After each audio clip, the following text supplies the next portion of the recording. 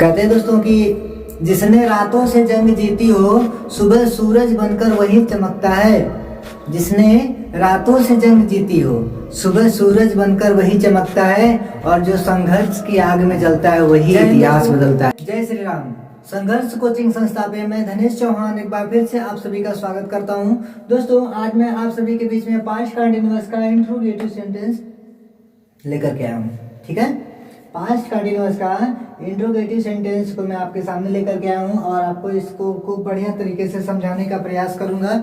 और दोस्तों आप सभी भी अपना पूरा डेडिकेशन दीजिएगा इसे सीखने के लिए। तो दोस्तों हम पास्ट कंटीन्यूअस का इंट्रोगेटिव सेंटेंस जब पढ़ेंगे तो इंट्रोगेटिव सेंटेंस में दो कंडीशन होती है। एक कंडीशन तो ये होती है कि जिसमें प्रश्नवाचक शब्द जो होता है वाक्य के पहले ही दिया जाता है। मैंने कई बार बता दिया है, चलो एक बार और आपको बता दें। यदि प्रश्नवाचक शब्द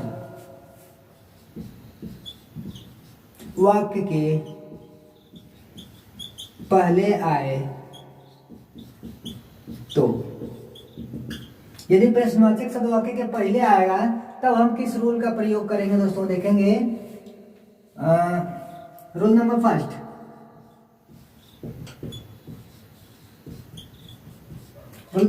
देखेंगे। फर्स्ट रूल हमारा रहेगा, लगाएंगे सबसे पहले वाज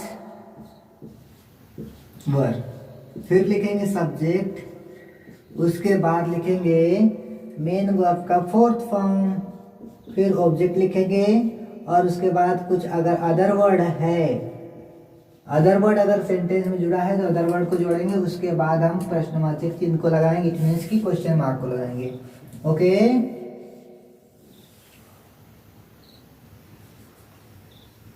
चलिए एग्जाम्पल की मदद से समझेंगे। एग्जाम्पल हमारा बनाएंगे जैसे क्या हम आजमगढ़ जा रहे थे। क्या हम आजमगढ़ जा रहे थे? तो इसका ट्रांसलेट करेंगे, जिसका ट्रांसलेट हो जाएगा नियम के अकॉर्डिंग। अगर हम इसका ट्रांसलेट करेंगे दोस्तों तो सबसे पहले हमको वाज या वर में से किसी एक को लगाना होगा। तो वाज या वर लगाने के लिए सबसे पहले हमको समझना होगा कि सब्जेक्ट हमारा सिंगुलर है कि प्लूरल है। ठीक है, अगर हमें पता चल जाए कि सब्जेक्ट हमारा प्लूरल है तो हम सिर्फ सब्जेक्ट के अनुसार प्लूरल रहेगा तो वर का प्रयोग करेंगे सबसे पहले, उसके बाद लिखेंगे सब्जेक्ट। ठीक है, वी हमारा बहुवचन में आता है इसलिए हम उससे पहले ही वर का प्रयोग करेंगे। वर वी, अब यहाँ पर देखना लिखा है, लिखने के लिए वर्ब का फर्स्ट फॉर्म लिखने के लिए करा फोर्थ फॉर्म, तो गो में जाना और इसमें अगर आईएनजी जोड़ देंगे तो हो जाएगा fourth form going. Where we going to, कहाँ जा रहे भैया? आजमगढ़। कहते हैं आओ कभी आजमगढ़ में।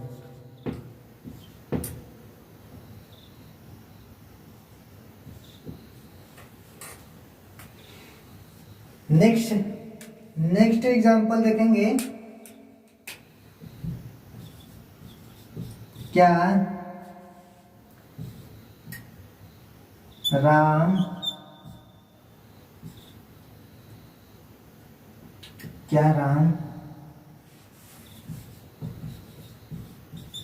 स्कूल जा रहा था? लेकिन क्या राम स्कूल जा रहा था? इसका ट्रांसलेट करेंगे, राम एक वचन तो वाज लगाएंगे, वाज राम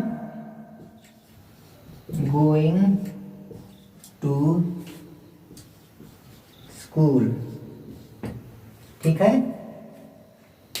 नेक्स्ट अगर बनाएंगे एग्जाम्पल तो कुछ अलग बनाते हैं, जैसे क्या खुशी अंग्रेजी पढ़ रही थी? क्या खुशी अंग्रेजी पढ़ रही थी? इसका ट्रांसलेट करेंगे दोस्तों। अगर आपको समझ में आ गया हो, दो ठो एग्जांपल की मदद से अगर आपको इंट्रोगेटिव सेंटेंस समझ में आ गया हो तो आप इसका कमेंट बॉक्स में उत्तर जरूर दे सकते हैं, रिप्लाई कर सकते हैं। और नहीं आ रहा तो समझने का प्रयास करें, समझ में आ जाएगा। कहते हैं ना दोस्तों, करत करत अभ्यास से जड़नत भय सुजान, करत करत अभ्यास से जड़नत भय सुजान, रस्सी आवत जात देख सिल पर पड़े निशान। तो दोस्तों देखेंगे कि क्या खुशी अंग्रेजी पढ़ रही थी, लेकिन क्या किया खुशी एक वचन है, यहाँ पे लगाएंगे वाज खुशी। अब कह रहा है कि वर्ब का फुल फॉर्म वाज खुशी रीडिंग इंग्लिश, वाज खुशी रीडिंग इंग्लिश। ठीक है दोस्तों, आई होप कि आपको पूरा समझ में आ गया होगा। अब हम देखेंगे आगे दोस्तों कि अगर प्रश्नवाचक शब्द 5 कंटिन्यूअस के अंतर्गत प्रश्नवाचक सदवाक्य के बीच में आएगा तब हम उसको किस प्रकार से ट्रांसलेशन करेंगे। अभी तो ये प्रश्नवाचक सदवाक्य के बीच में नहीं, पहले आ रहा था, तब उसको हम ट्रांसलेशन करना सीखे हैं। और आगे देखेंगे यदि अगर आपको प्रश्नवाचक शब्द सीखना है कि हमको जानना है कि हम कौन से वाले प्रश्नवाचक शब्द की बात कर रहे हैं, यानी कि प्रश्नवाचक सदवाक्य के पहले आ रहा है उसकी या प्रश्नवाचक सदवाक्य के बीच में आएगा उसकी, यानी कि प्रश्नवाचक सदवाक्य की जब पहले रहेगा दोस्तों क्वेश्चन वर्ड, यानी कि प्रश्नवाचक शब्द जो वाक्य के पहले दिया जाएगा तो उसको इंट्रोगेटिव सेंटेंस कहते हैं। और कितने लोग जब प्रश्नवाचक शब्द वाक्य के बीच में आता है तो हम उसको डबल इंट्रोगेटिव कहते हैं। ठीक है, चलिए इसको हम इरेज करते हैं और अगला सेंटेंस आपको बताते हैं। देखेंगे दोस्तों, हम अभी देखेंगे अब हमारा नेक्स्ट रहेगा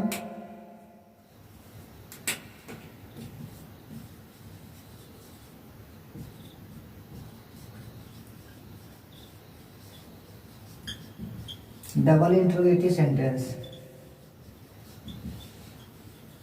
मतलब इसका भी होता है कि प्रश्नवाचक शब्द,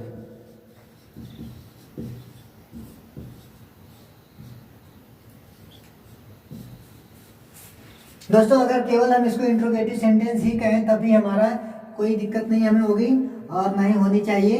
और इसको हम देखेंगे, इसकी भी कंडीशन, दूसरी कंडीशन क्या होती है कि इसमें प्रश्नवाचक शब्द वाक्य के बीच में आता है। कह रहा है कि यदि प्रश्नवाचक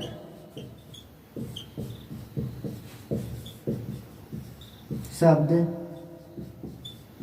वाक्य के बीच में आए तो, अगर प्रश्नवाचक शब्द वाक्य के बीच में आएगा तब हम इसका ट्रांसलेशन किस प्रकार से करेंगे दोस्तों। देखिए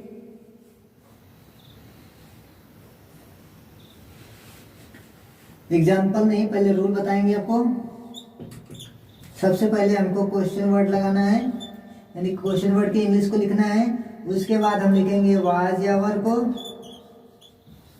ठीक है दोस्तों, नेक्स्ट लिखेंगे हम सब्जेक्ट, फिर लिखेंगे मेन वर्ब का फोर्थ फॉर्म, फिर लिखेंगे मेन वर्ब का फोर्थ फॉर्म,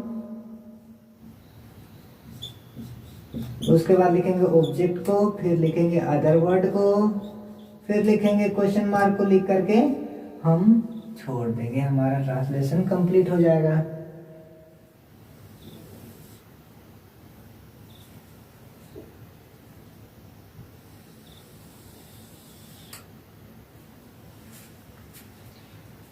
चलिए एग्जाम्पल की मदद से देखते हैं दोस्तों। एग्जाम्पल हमारा हो जाएगा, तुम खाना क्यों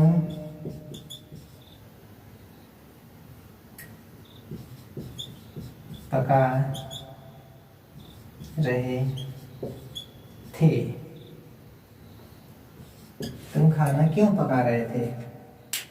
भूख लगी होगी। लिखेंगे क्यों, बीच में आ गया।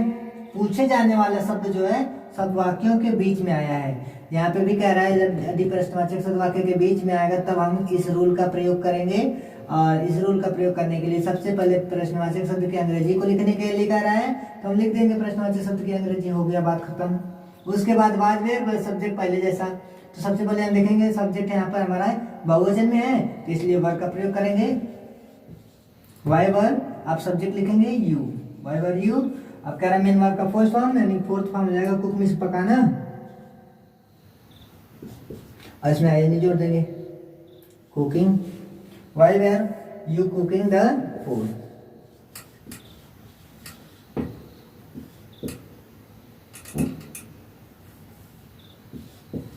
ठीक है, अगला क्वेश्चन देखेंगे। अगला हमारा ट्रांसलेशन होगा एग्जाम्पल का, लिखेंगे आशीष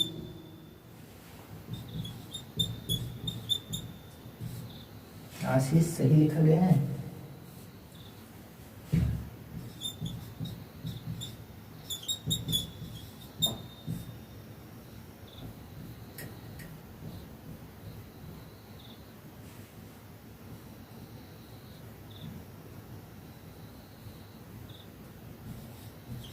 लिखेंगे अंश कानपुर क्यों जा रहा था। अंश कानपुर क्यों जा रहा था। ट्रांसलेशन करेंगे क्यों की अंग्रेजी लिखेंगे वाई, यहाँ पे नाम है यानी कि एक वचन है, वाज, वाई वाज अंश, वाई वाज अंश गोइंग टू कानपुर।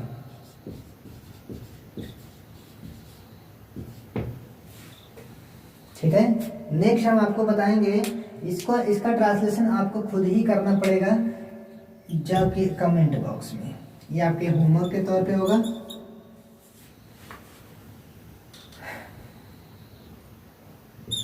तुम वहां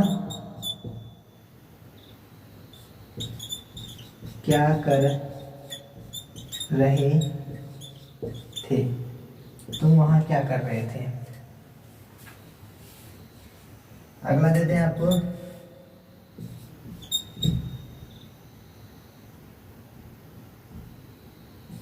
सेजल किताब कब खरीद रही थी।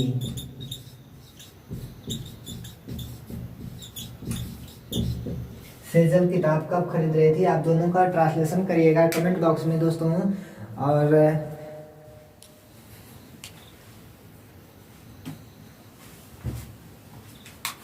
और दोस्तों ज़्यादा बातें ना करते हुए हम अपने इस सेशन को समाप्त करते हैं। मिलते हैं अपने अगले वीडियो में। अगला वीडियो हमारा होगा दोस्तों पास्ट कंटीन्यूअस का इंट्रोगेटिव नेगेटिव यानी कि नकारात्मक और प्रश्नवाचक शब्द एक साथ ही आएगा, तब हम उसका ट्रांसलेशन किस प्रकार से करेंगे। और जब तक नहीं मिलते हैं दोस्तों तब तक के लिए जय श्री राम।